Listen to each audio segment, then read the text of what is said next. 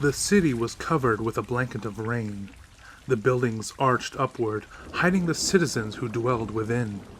Higher and higher the buildings climbed, reaching heights unimagined a century earlier, looming over all. Between these buildings, among the back alleys, the narrow concrete paths lay obscured beneath large rippling puddles. They overflowed towards the storm drains, leaving behind only the distorted echoes of rushing water. The puddles were disturbed as a pair of hooves crashed upon them, sending water everywhere. They did not linger long before galloping off down the alley. The tiny, rain-coated figure hurried through the night. Her purple and pink tail streamed out behind her as she ran through the downpour. Her hooves thudded on the concrete path, occasionally muffled by the splash of a puddle. Sweetie Belle tried her best to ignore the rain pelting her face, and the constant jostling of the near-empty saddlebags against her side. The water splashed up, soaking her legs as she ran through the numerous puddles of rainwater beneath her.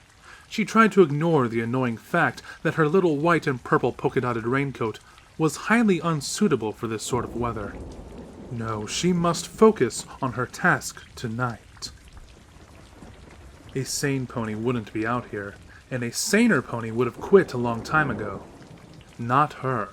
Sweetie Belle needed to be out here. She, her parents, and her elder sister Rarity were on vacation in Fillydelphia to visit some relatives on her mother's side, whom they hadn't seen in years. She had enjoyed the trip quite a bit. Sweetie got to see famous landmarks with her parents, and she loved shopping with her big sister. Living most of her life in Ponyville, it was an adventure in itself to experience such a big city. Their hotel was located not too far from the historic district of the city. While returning from a shopping trip with Rarity, Sweetie happened to see an older advertisement. It was a poster, sepia in color as it had weathered with age. What caught her attention was the dull black and white images on it, depicting a smiling, mime-like mask surrounded by toys of all sorts. Above it, there was a headline that arched across the top of the poster. Philadelphia's Historic District presents A History of Toys. At the very bottom, in tiny print, was the address. Oh, how she had begged and pleaded for Rarity to take her, but the white unicorn had hesitated, unsure of visiting the historic district. Unlike her parents, Rarity couldn't fathom why ponies would waste their time visiting dirty old buildings that should have been condemned a long time ago. Plus, the city's Pegasi had scheduled a storm for later that evening that was said to last until the next morning. Even now, high above the city, they were at work, pushing some foreboding black rain clouds into position.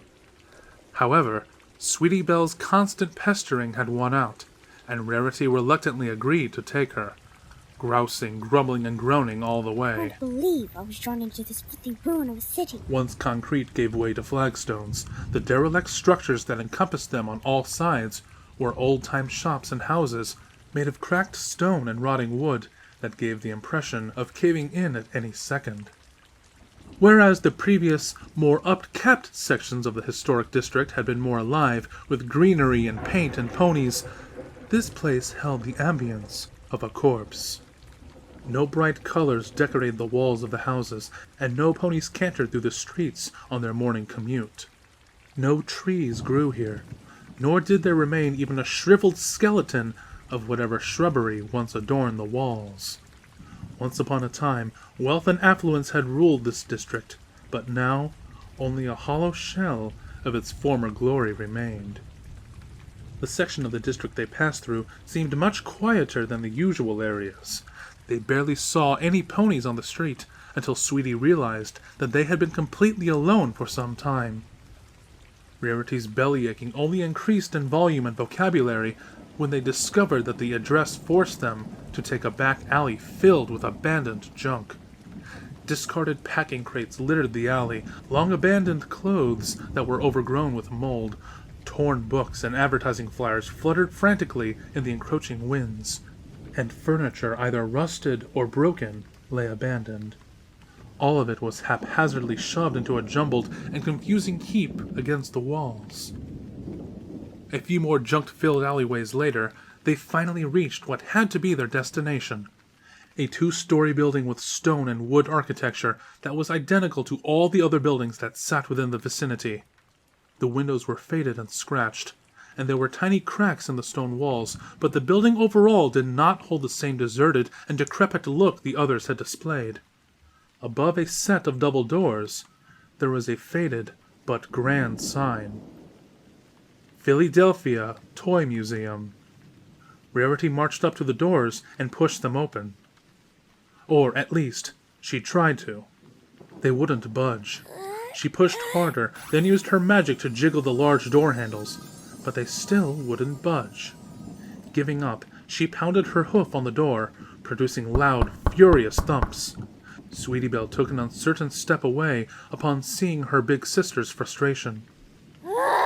Failing to get any kind of response, Rarity hollered harshly, disturbing some roosting crows who flew away with a sudden flapping of wings, their squawks echoing throughout the alleyway. No pony answered. She then tried using her magic to pull and then push the doors open, with an equal result. By this time, to say Rarity was seething would have been an understatement. As Sweetie Belle backed away from her ever-increasingly impatient sister, she decided to sneak a peek in through the windows.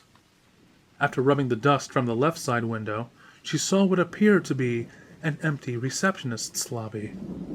The walls were dirty and bright red, but also held faded posters encased with glass frames. Squinting, she could make out one of the advertisements. Dinky Toys' carousel set. Be the envy of your friends. She was about to turn away when she spied something towards the back of the room. A grime-covered display case holding a doll. Staring harder at the old toy, she gasped as she realized that it was an exact replica of herself. Rarity had been drawn over by her sister's excited cries and peered into the window with undisguised revulsion. However, when she pointed out the display case at the far end of the room, it was empty. Sweetie Belle could only gape in disbelief and stammer in response to her big sister's pointed questions. But I thought... But, didn't you see it? It was rain... At last, Rarity's patience ran out. Muttering about wasting her time in this dirty, unkempt place and wanting to get home in order to beat the storm, she dragged her sister back the way they came, ignoring Sweetie's protests for a more thorough investigation. Come along, Sweetie Belle. We'd best get back before we get caught in the downpour. Come on, didn't you see that? That was so weird. We had to go look more. Sweetie was determined not to give up. It could not possibly have been mere coincidence.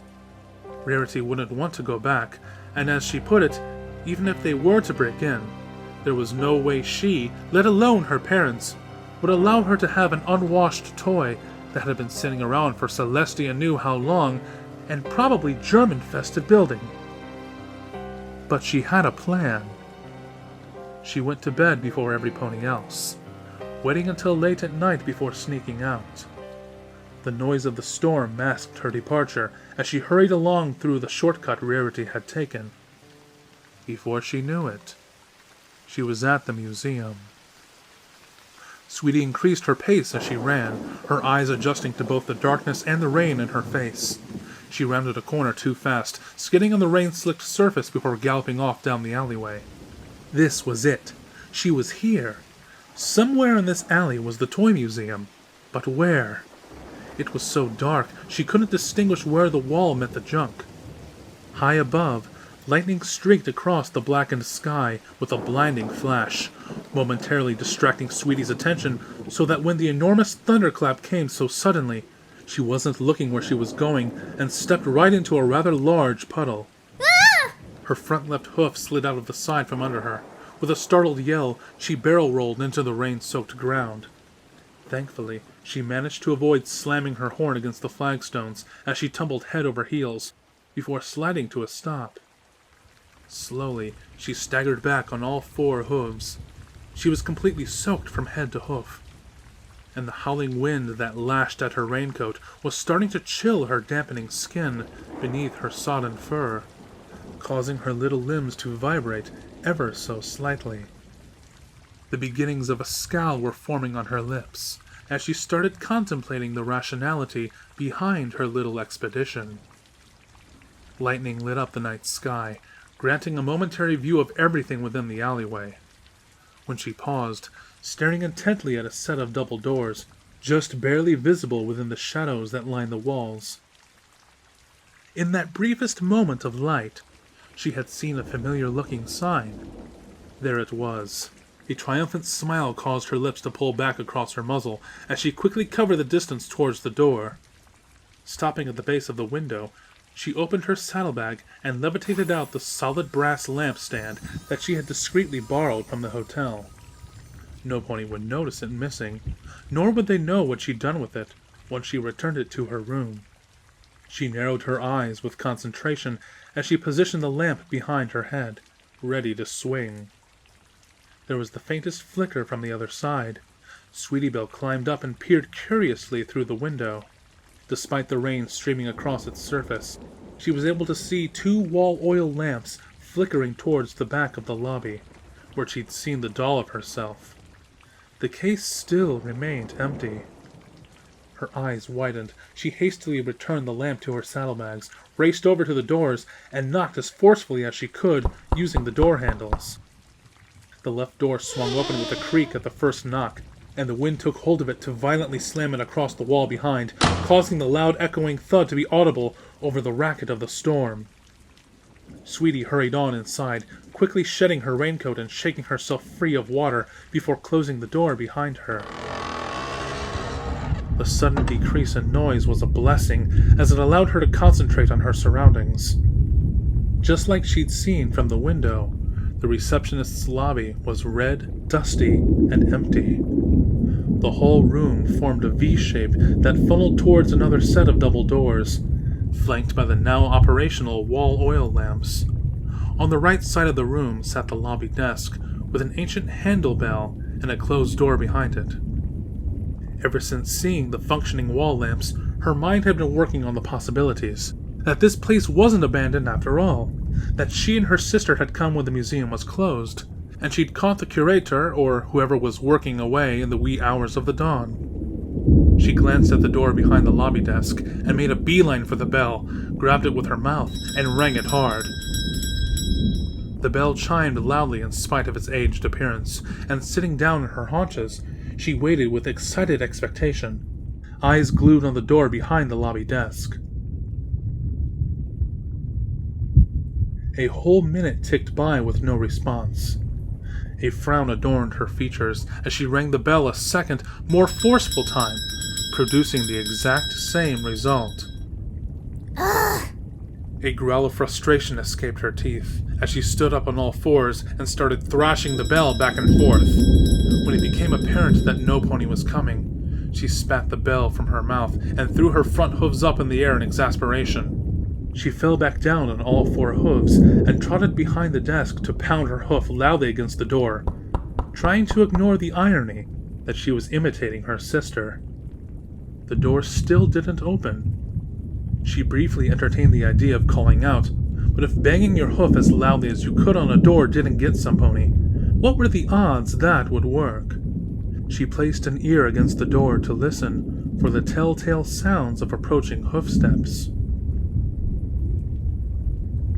After hearing none, she beat her hoof rapidly against the door before trying to open it. It was stuck fast. Throwing an irate look at it, she turned and trotted back into the lobby to stand before the double doors. To the left sat the empty display case that had contained that doll of her. Her head tilted in contemplation as she began to wonder if she'd seen it in the first place. She looked back over at the door behind the lobby desk. If she did manage to attract the attention of whoever owned this place, they would be more than annoyed that she busted in asking for something that didn't exist. She was starting to feel foolish. Her gaze slid back to the double doors behind the 2 wall oil lamps. Obviously, the museum proper laid behind those doors. She puckered her lips and thought. It would be a waste of time to have come out here, gotten inside, and then gone straight back home without at least seeing something. She carefully trotted over to the double doors and knocked loudly on them. Hey! Any pony in there? I'm lost! It was a lie, but they didn't know that. If she was found, she could just feign ignorance, and the worst she'd get would be a scolding. She knocked once more, and after getting no response, placed a hoof against the right door and pushed it open ever so gently. She placed her head up against the door and peeked inside. More lit oil lamps revealed a red hallway with more posters of old toys lining the walls. She pushed the door all the way open and stuck her head through in order to get a clearer picture. Some of them were Foal's toys compared to the ones she had at home. Tin soldiers with faded colors, stuffed teddy bears, wooden cup and ball toys, drum sets, chalkboards, rolling hoops, and even wooden rocking horses. She carefully trotted inside, allowing the door to swing closed behind her. Now the sounds of the storm outside were cut off entirely, plunging the world around her into a tranquil calm. At the far end lay another set of double doors. As she started trotting down the hallway towards the other end, she turned her gaze from one poster to the next. No dolls, unless you counted the soldiers. Having reached the other end, she again tried her forceful knocking combined with her plea of ignorance, just in case. When she received no answer, she pushed open the door a fraction and peeked inside. Toys were everywhere. With a huge grin on her face, and without consideration, she flung both of them wide open to audibly strike the walls behind them. She paid the racket no heed as she made her way inside. The whole room was a compact exhibition gallery with white pillars arranged in a symmetrical pattern around the red-walled, square-shaped room. Along the walls, as well as the pillars, were display cases containing the ancient toys she'd seen advertised in the posters in the adjoining hallway. Along the walls, as well as the pillars, were display cases containing the ancient toys she'd seen advertised in the posters in the adjoining hallway. Accompanying them were fact sheets about the items, newspaper ads, and even a few old black and white photos of the particular toy that was being showcased. Where there was free space sat wall lamps, their flickering yellow and golden flames exposing the entire room for all to see. Sweetie slowly walked through the room, looking from one display to the next. All of them were more intriguing than the previous one. Stuffed animals like crocodiles, wolves, and snakes. Birds that were all colors of the rainbow. A grinning monkey with symbols that, according to the fact sheet, still worked with the help of a wind-up key. Walking along the wooden floor, her mind began to shift focus onto the sounds of her hoofsteps on the old oak floorboards. Although they didn't groan or creak with age, her hoofsteps were rather noticeable within the quiet, lifeless gallery. The bravado which had earlier spurred her on now began to gradually drain away with each and every step until she came to a complete stop. She was still for a full minute before she slowly turned to look behind her. The room was still and quiet, with no sounds at all. Standing here, one could be forgiven for not knowing there was a furious storm raging just outside. She looked over to her right, where a stuffed teddy bear sat behind its glass case. She kept her eyes locked on the black buttons that served as its eyes, the honey blonde stitches that formed its mouth, and the dark purple bow tie around its neck, before turning to face her front. Not too far away lay another set of double doors. Above it was the sign, "Second floor, a history of workshops." On both sides of the door were arrows pointing up. She looked to her left. There rested a jack-in-the-box. It wore a blue and red jester's outfit with a four-belled hat of the same color scheme. Its face showed a unicorn's friendly smile, punctuated with a slightly goofy edge by having its tongue sticking out of the left side of its mouth. She turned to see what else was on display, only to quickly snap her gaze back to the Jack-in-the-Box. Or rather, the space just behind it. Beyond the pillar where the toy rested against, she could make out another hallway leading out of the room, flanked by wall oil lamps. However, it was the white sign with fancy black lettering just below the right lamp that drew her attention. A history of dolls.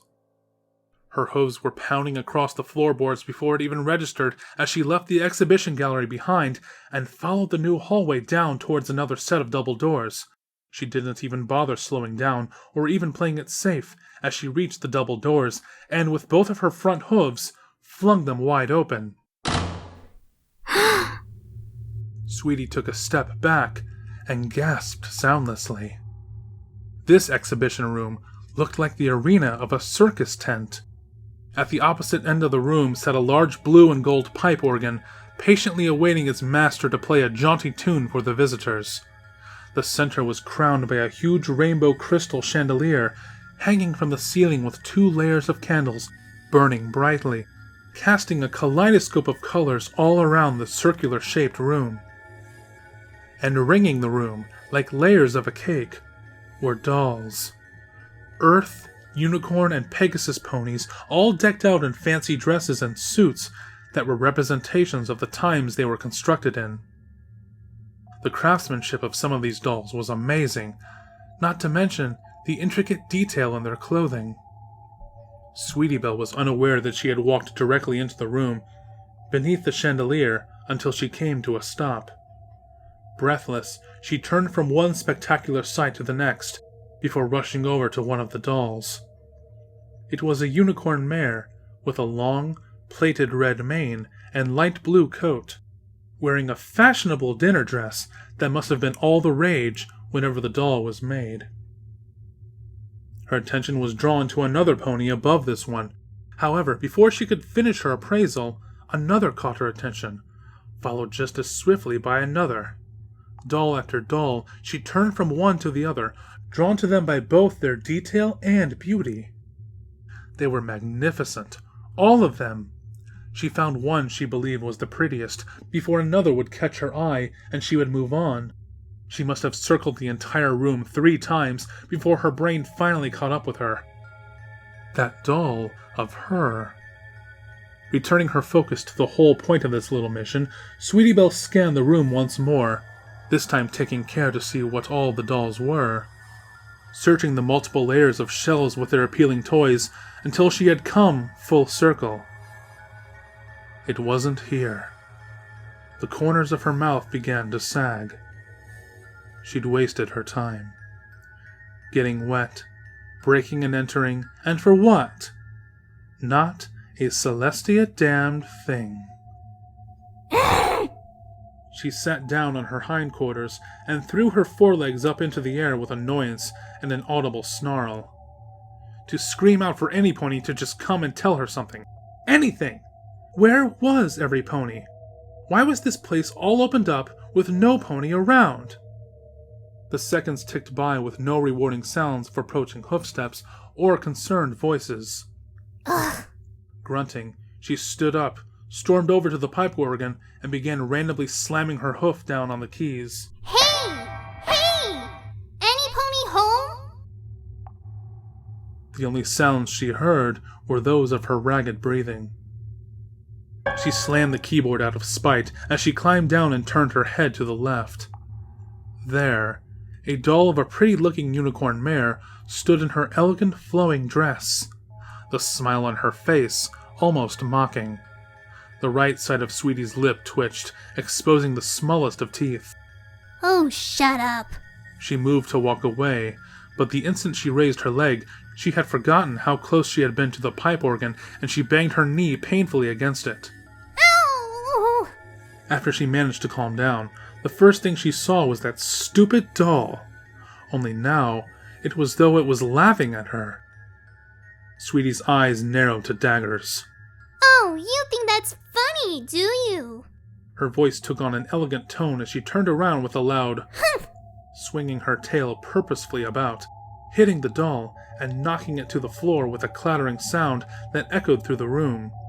She dramatically placed a hoof to her cheek as she gave a sarcastic, shocked expression, followed by a soft sing-song, Oopsie. She gave a low giggle as she channeled her sister. Oh, sweetie Belle, you simply must be more careful with your surroundings. She lifted her head high as she walked towards the exit, throwing as much of a swagger into each step as possible. You might inadvertently knock something over.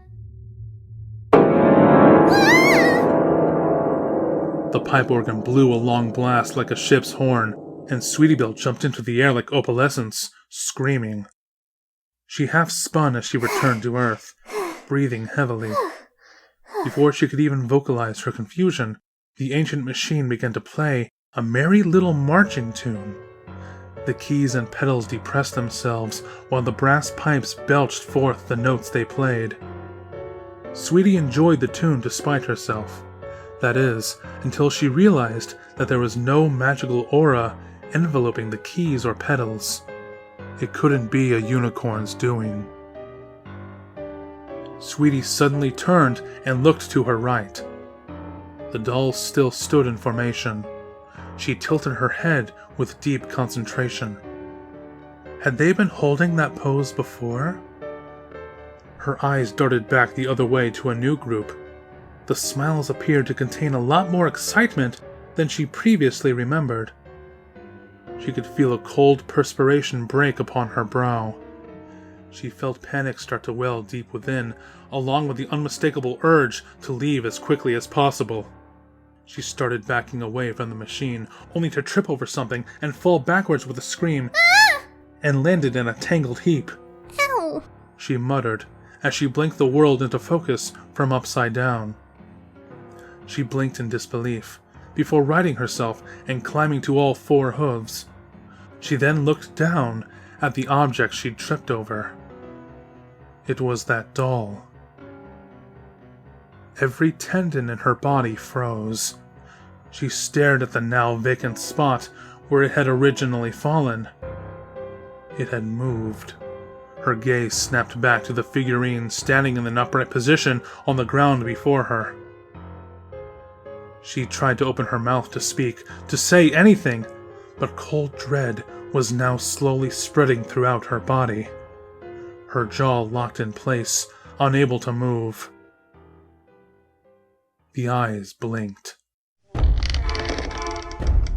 Then, in spite of the organ music, the creak in its wooden frame echoed all around like a heart-rending groan as the head slowly tilted upwards towards her, the mouth now grinning psychotically. As if on cue, a low wooden creaking began to slowly creep around the room. In a panic, Sweetie glanced at the other displayed dolls. They were all staring directly at her. Sudden pain shot up Sweetie's leg as she screamed out loud. The doll had bitten her leg fiercely, and splinter-like wooden teeth were digging into her fur. Mad with fear, she bit at the doll desperately and yanked hard. She screamed again in pain as she wrenched the demonic toy from her abused hoof, and with her head still in motion, flung it across the room, sending it crashing into another doll. She looked down at her hoof to see two semicircle lines of blood. She sat, staring frozen at her hooves, when she began to hear something else over the pipe organ. Creaking. Much, much louder. Dolls. All marching in step with the music, eyes trained on her. Suddenly, they paused in mid-step, grinning at her with those splinter-like teeth. Sweetie Belle screamed in terror. For a horrifying moment, her hooves scrambled for purchase on the polished wooden floor before she spun around and bolted from the room. The pipe organ played on as the creaking began anew. Lathered with sweat and panting hard from fear in her sprint, she burst from the hallway and back into the previous exhibition hall. She skidded on the floor, plowing right into a pillar with a painful bang. She didn't stay down for long. She hurriedly clambered to all four hooves, but just as she was about to take off, she noticed something. All the display cases were empty. Her eyes darted from one case to the next. All of the toys were gone. What the hey? From behind a pillar near the exit, there came a loud clanging sound. Sweetie Belle watched with morbid fascination as a toy monkey banging cymbals marched out from behind the pillar to stand in front of the exit. From behind another slithered a stuffed snake, while a stuffed wolf poked its head from around another pillar. All eyes were fixed on her.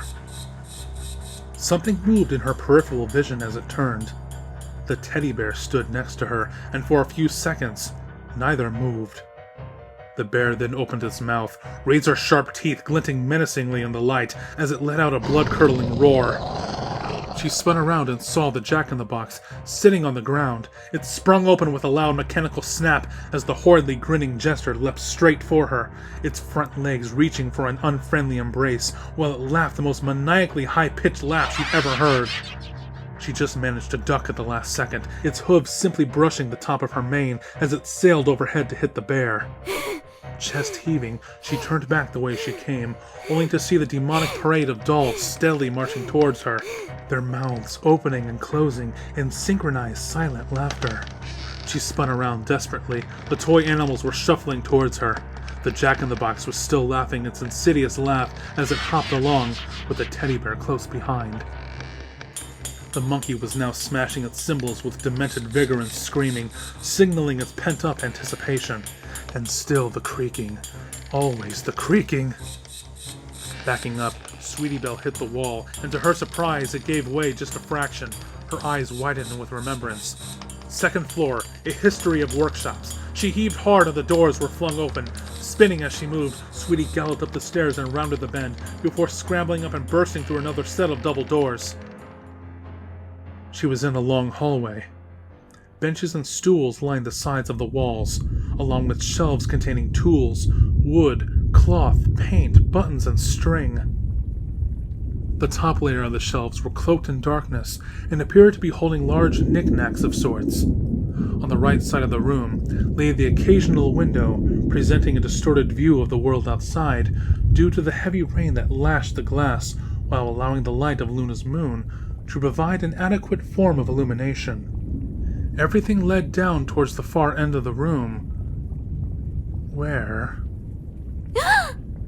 There, at the other end of the room, atop a workbench, it sat. The doll. With a strange, detached calm, she took a step towards it, the action barely registering. Her eyes sparkled as she kept them glued upon the toy at the far end of the room. Her reason for this adventure. It looked so pretty. The way the mane was styled and attached to the wooden frame looked so professional that she couldn't help but wonder if magic had been involved. Her heart melted at the warm and welcoming smile the doll had, and she found herself wanting to hug it and shower it with all the love she could muster. Lightning flashed outside, casting a strobe effect through the rain-soaked window, distracting Sweetie, and that's when she saw it. The darkness had hidden the entire top row, but the lightning revealed what she had assumed to be tools. The shattering thunderclap that loyally followed made her jump, and she started shivering uncontrollably. Dolls, neatly lined up next to each other, on both sides of the room.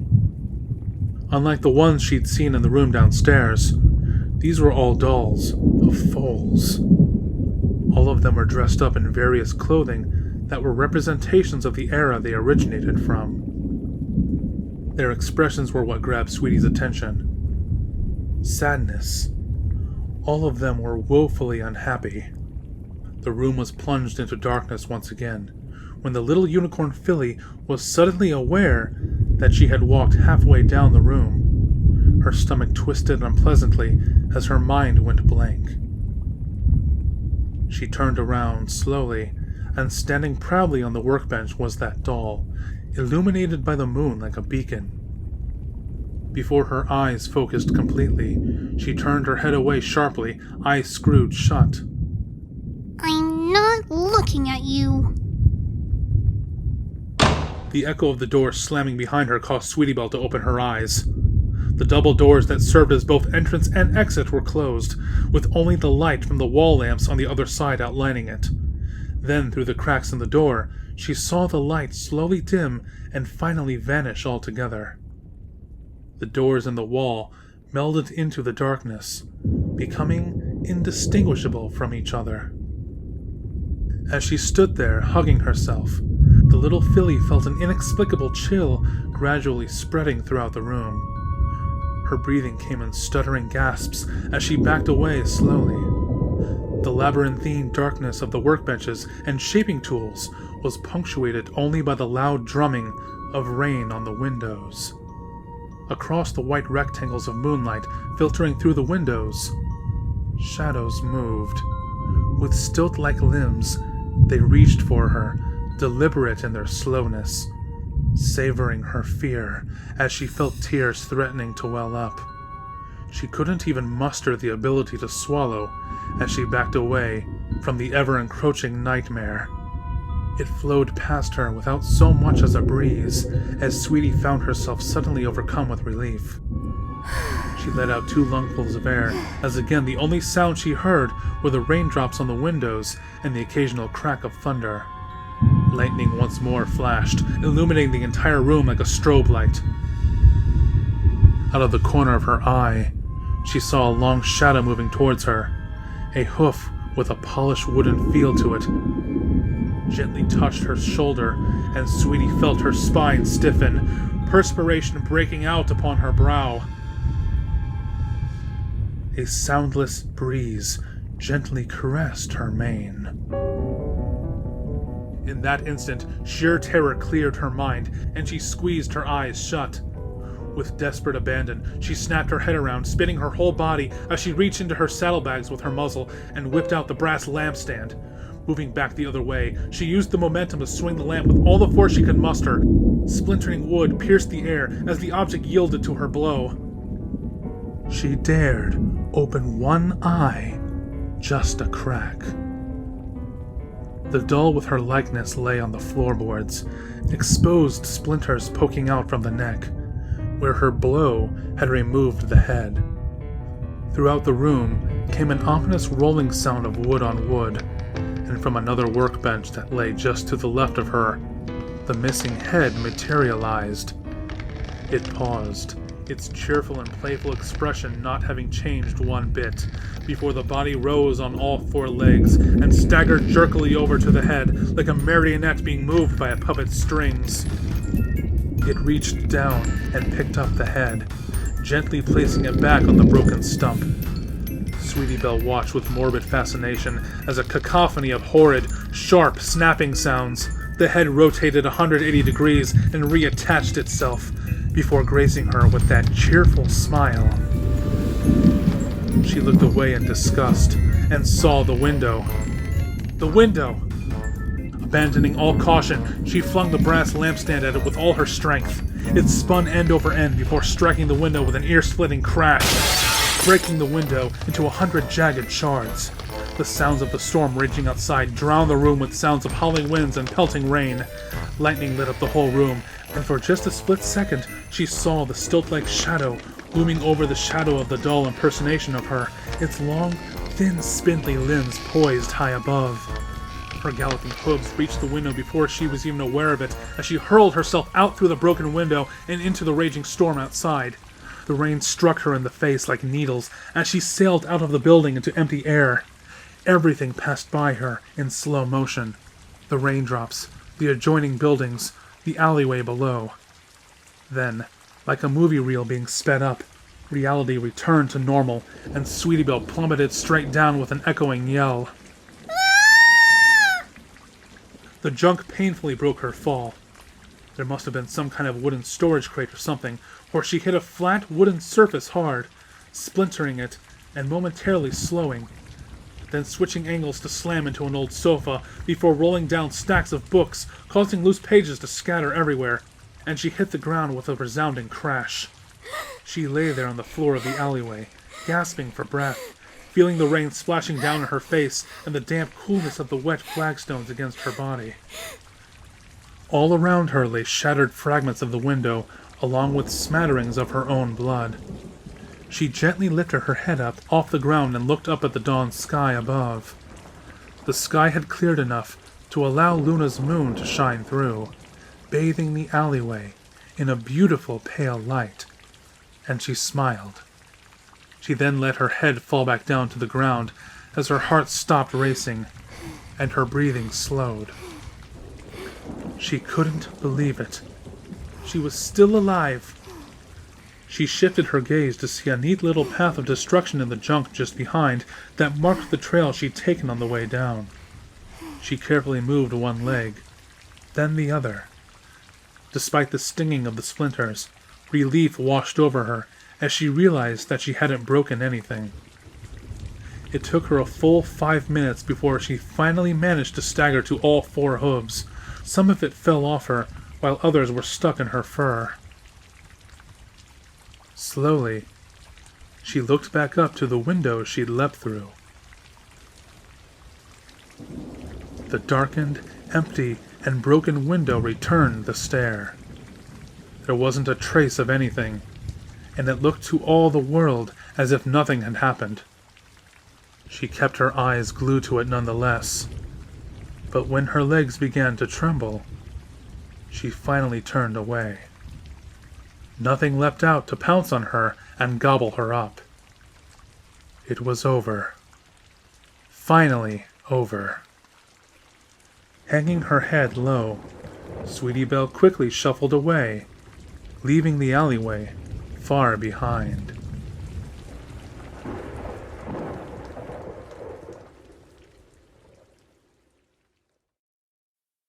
The next morning,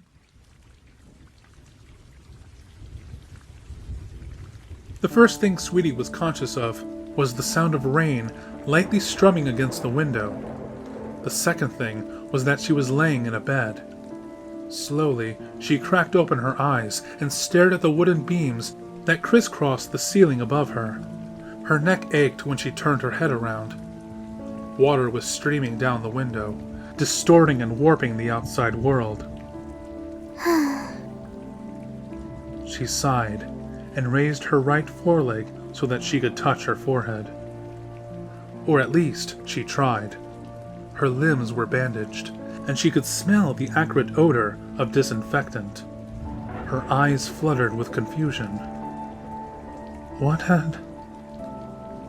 Her eyes went wide as events from the morning returned like a bolt from the blue, and she sat up. She gave a strangled cry of pain as her body protested the sudden movement, forcing her back down. Sweetie? She recognized Rarity's voice. You're awake? Oh, thanks, Celestia. What? Sweetie began when a hoof gently touched her head. Shh. Don't talk. And please, don't try to move. The doctor says you need to rest as much as you can. Doctor? You're in the Fillydelphia General Hospital, Rarity said, stroking her sister's mane tenderly. The hotel staff found you collapsed in the lobby, bleeding with cuts and bruises. Mom and Dad were worried sick. Her strokes paused as her hoof trembled slightly. So was I. Rarity looked Sweetie in the eyes. We got you here as fast as we could. Sweetie closed her eyes. The hotel lobby? She couldn't remember anything after that alleyway. Her mind was just a blank. Considering she leapt out of a second-story window, she was quite amazed that she even made it that far. I suppose I owe you an Shh. Sweetie started when Rarity hushed, a sad smile on her lips. Later, Sweetie. You can tell us in the doctor's when you're feeling much better. She gave a weary sigh. Sweetie would have to tell them what happened eventually. Moreover, the authorities needed to know what was in that building. Thank you, big sis. Sweetie Belle smiled at her big sister gratefully, as Rarity withdrew her hoof. I feel horrible about yesterday. After seeing you in that state, the way I behaved, I'm just so sorry, Sweetie. I was just so furious at having traveled all the way through all that junk for nothing. She paused, ears drooping as she looked at the ground. She fidgeted in her chair, shooting a quick glance at Sweetie before looking away again. It's okay. Sweetie purred reassuringly, enjoying the attention despite herself. In fact, I felt so bad about insulting your interests. Calling them all German dust-infested. I had to make it up to you somehow. So I went out to get you a little gift. Out of the corner of her eye, Sweetie saw something being placed upon the bedside table with a wooden thunk. Sweetie strained her neck as much as she could. It was a doll. She rolled her eyes. After this morning, she didn't think she'd be playing with dolls ever again. You shouldn't. Sweetie was struck dumb as Rarity kissed her just below her horn. When was the last time she did that? Between the dresses, fashion shows, celebrities, Sweetie knew she shouldn't be so glad, but her heart warmed nevertheless. Rarity paused as if unsure what to do. Then she glanced at the wall clock. Don't forget, I'm the element of generosity, not the element of crankiness. She winked at Sweetie, getting up from her chair jerkily. I need to go see our parents now, and let them know you're awake. We'll be back as soon as we can. In the meantime, you get some rest. Rarity turned out the lights, plunging the room into darkness, broken only by the faint light outside the window and the cracks in the door. Said door hesitated in closing. You want to know something funny, sweetie? You really were right all along about that old museum. I'm so glad my conscience forced me to go back there for another look. Otherwise, I wouldn't have found your little gift. Sweetie froze, sudden paralysis overcoming her as she flapped her mouth in vain, trying to call out. No, it couldn't be. No sound came out, and the door clicked shut with terrible finality. Now, in complete and utter darkness, desperate hope forced her to turn her head. It was hard to make out, but there was no mistaking that familiar white coat, that purple and pink mane and tail.